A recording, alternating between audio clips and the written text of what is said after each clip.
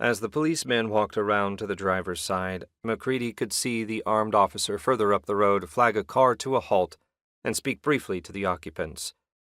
2 more cars drew up and stopped.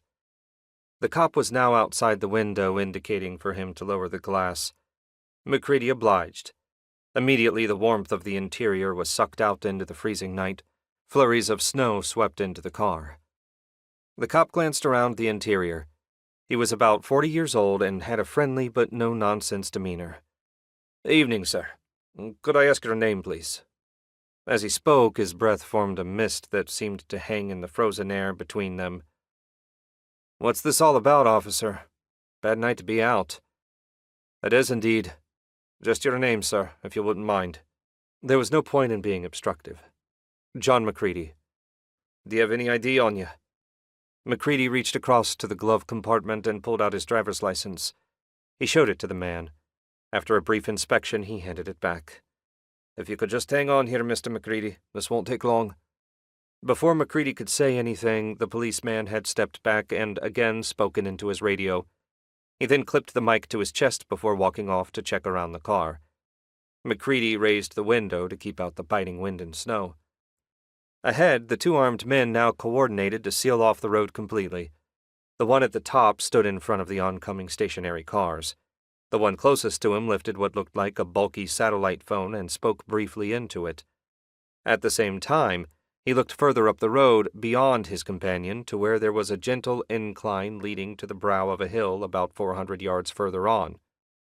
As he did so, a car came into view, its headlights momentarily pointing high into the sky as it surmounted the rise, before falling back down to light the road in front of it. It, too, came to a stop at the end of the rapidly growing queue. McCready checked his mirrors. He could see the cop looking at the rear of the Range Rover. He suddenly remembered something and gave a slight groan. That was all he needed. If he was delayed much longer, he wouldn't make it to Aberdeen for midday. A second later, there was a knock on the glass. He lowered the window. "You know one of your taillights is out there, Mr. McCready." "Yeah, sorry, I've been meaning to get it fixed. Not going to be a problem, is it? I really have to get to Aberdeen. It's very important." The cop looked at him with an inscrutable expression before answering. "Be more than my job's worth to give you a ticket tonight, sir. Probably end up directing sheep in the Orkneys for the rest of my career. And as for getting to Aberdeen, I don't think you need worry about that." McCready looked at him with a puzzled expression, but before he could answer, there was a noise like an approaching freight train coming from up the road. Both men turned to stare in that direction. Beyond the rise, there was a bright light approaching. Along with it came a growing rumble and a deep thump-thump sound that vibrated through to your very soul. Suddenly, 2 lights appeared over the brow. McCready's immediate thought was that it was a massive truck with lights on the top of the cab, but they kept on rising. A second later, and McCready realized it was no truck.